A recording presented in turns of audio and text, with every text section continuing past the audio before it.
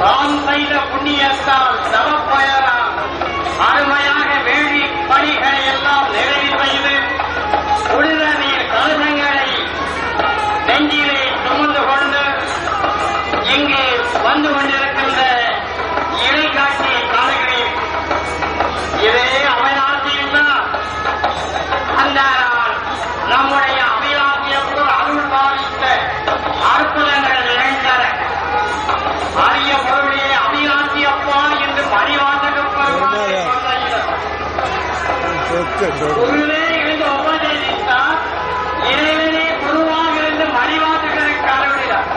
அந்த மணிவாசக பெருமானை ஆனந்தமாய் பதிகம் பாடும்போது இறுதியாக அவராசியப்பையே வேண்டுகிறார். நீடமேல் அடையும் போது அபிலாசியப்பா செய்வதறியே யாதொன்றும் அரிய வைக்க செய்யும் அவராசி பரஞ்சோதியே அடியவைக்கு வழிகாட்டு என்று கேட்கிறார். தம்பிராந்தோட சுந்தரர் கேட்டார். மணிவாசக பெருமான் சொன்னார். அரணகரியார் சொன்னார். அதை நாம் கண்ணினாலே பார்த்து அவிராசி என்று கேட்டாலே நாம் இறை உணவை அடைவோம். பக்தி முதிர்வை பெறுவோம்.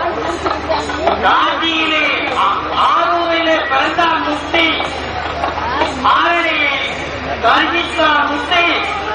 அவிராசி என்று கேட்டாலே சொல்ல வேண்டாம், பாட வேண்டாம், பார்க்க வேண்டாம், பிறக்க வேண்டாம். அவிராசி அப்பா தாயை என்று சொன்னாலே பரம்பொருள் நம்மை ஆட்சிருக்கோம். பரம்பொருள் நமக்கு இகப்பட சுகத்தை தந்து நம்மையெல்லாம் புரிப்பா. அந்த அற்புதமான நிகழ்ச்சி தொடங்குகிறது. இசைக்கலைஞர்கள் அருமை வாசிய அற்புதமான கலைஞர்கள் எல்லா இசையும் சேர்ந்து விண்விளக்கம் விளங்குகிறது. அருமையான தருணத்தை எதிர்நோக்கி இருக்கின்ற அடியவர்களை பார்த்து அன்போடு வரவேற்கிறோம். எழுச்சிமிக்க இந்த காட்சி இங்கே தொடரும். இது அற்புதமான இடம். உலகத்தில் எங்கும் இல்லாத அளவிற்கு தென்னகத்தே குமரிக்கண்டத்தில் தம் தோன்றியது போல தமிழக கடவுள் தென்னாட்டவர்க்கு இறைவா எந்நாட்டவர்க்கும் இறைவா என்று ஆண்டோர்கள் அன்றே வகுத்தார். எந்நாடுடைய சிவன் எந்நாட்டவர்க்கும் தோன்றி தென்னகத்தில் தோன்றியவர். தமிழகத்திலே முதல் மனிதனும் முதல் மொழியும் தோன்றியது கடவுள் அவதரித்தவன் அவராட்சி பார்த்து கூடி காலத்தும் அறிவிலா புதிராகும் உள்ளே இருக்கிற பொழிலாரும் சொல்லையை கொண்ட அவிராசி அங்கே இப்பொழுது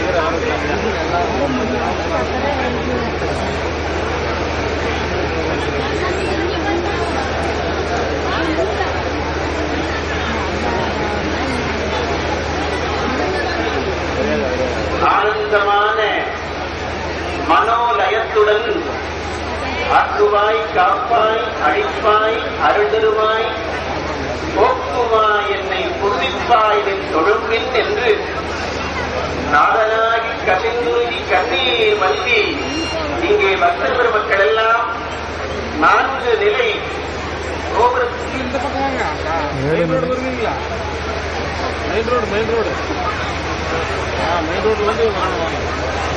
ஆலயத்தினுடைய 4 நிலை கோபுரத்திலே பக்தர்கள் எல்லாம் இங்கே குழுமை இருக்கின்றார்கள். இந்த அவிநாசி தலத்திற்கு எவ்வளவு பெரிய சிறப்பினை சிவப்பரம்பொருள் நமக்கு நல்கி இருக்கின்றது. உலகமெல்லாம் ஊழி காலத்திலே, பிரளய காலத்திலே உலகமெல்லாம் அழிந்திருக்கிற போது அழியாத தலமாக இருக்கின்ற தலம் இருக்கிறதா என்று உலகை படைக்கிற பிரம்மாவும் விஷ்ணுவும் சிவப்பரம்பொருளை கேட்க கேட்கிறார்கள். கேட்டபோது அந்த பிரம்மாவும் விஷ்ணுவும் பிரளய காலத்திலே இறைவா உன்னுடைய ஊழிக்காண்டவத்திற்கு நாங்கள் எங்கே அஞ்சி புக வேண்டும் என்று கேட்டபோது இதோ மாதவம் செய்திட்ட தென்திசையில் கொங்கு மண்ணில் அவிநாசி என்கின்ற ஒரு தலம் இருக்கிறது. அது யுகங்கள் தோறும் யுகங்களுக்கு அப்பாலும் பிரளய காலத்திலும் அழிவில்லாத தலமாக இது இருக்கிறது. அங்கே பெரும் கருணாம்பிகையோடு அரியபொருள் அவிநாசியப்பர் இருக்கிறார் என்று சொல்லி பிரம்மாவும் விஷ்ணுவும் தேவர்களும் அழியாத புகழுடைய 33 கோடி தேவர்களும் ஓடி வந்து அரியபொருள் அவிநாசியினுடைய தாளினை கொக்கு ஒடிந்த காரணத்தினால் இது திருப்பொங்குழியூர் என்ற பெயரினை பெறுகிறது. அது மட்டுமல்ல, உலகத்திலே எவ்வளவு தலங்கள் இருந்தாலும் கூட அது அழியாத சிவத்துவத்தோடு அழியாத பொருளையெல்லாம் நிறைந்து நிறைந்து நெகிழ்ந்து நெகிழ்ந்து பக்தர்களுக்கு கொடுக்கிற காரணத்தினால் இது அவிநாசி. அவிநாசி என்று சொன்னால் அது அழியாத தன்மையினை உடைகிறது என்ற பொருள். இந்த அற்புதமான ஆலயத்தில் எவ்வளவு சிறப்புகளை எல்லாம் நாம் காண்டு அந்த அற்புதமான காட்சிகளை எல்லாம் இப்பொழுது நாம் நினைவு கூறுகிறோம். வேதங்கள் கூட பன்னெடும் காலமாக இறைவனை பாடி பாடி பரவிக்கொண்டே வந்தது. அந்த வேதங்களுக்கு கூட கிடைக்காத அரிய பொருளுடைய காட்சி அவிநாசலிங்கேஸ்வரர் பக்தர்களுக்காக இங்கே கொடுத்தாரா? அது மட்டுமல்ல, இந்த அவிநாசலிங்கேஸ்வரரிடத்திலே உப்பு உடைந்த காரணத்தினால் இது திருப்பொங்குழியூர் என்று பெயரினை பெறுகிறது. இந்த தலத்திற்கு எல்லா தலத்திற்கும் இல்லாத ஒரு தனிச்சிறப்பு இருக்கிறது. என்ன தெரியுமா? நமக்கு தெரியும், திருவாரூரில் பிறந்தால் முக்தி, தில்லையம்பல வாணன் என்று தரிசித்தால் முக்தி, அண்ணாமலை அண்ணலை நிறைந்தாலே முக்தி, காசியில் வாழ்ந்து மடிந்தால் முக்தி என்று நமக்கு தெரியும். ஆனால் அந்த காசிக்கு இணையான தலம் இருக்கிறதா என்று அந்த சூதமா முனிவர் சிவபெரும்பொருளை கேட்டபோது இருக்கிறது. காசிக்கு இணையான தலம் மட்டுமல்ல, காசியை காட்டிலும் சிறப்பான தலம் இந்த உலகத்திலே இருக்கிறது.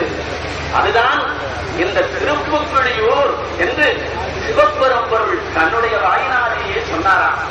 அவர்கள் எல்லாம் சொன்னார்கள், இறைவா உன்னை நாங்கள் எப்படி காண முடியும்?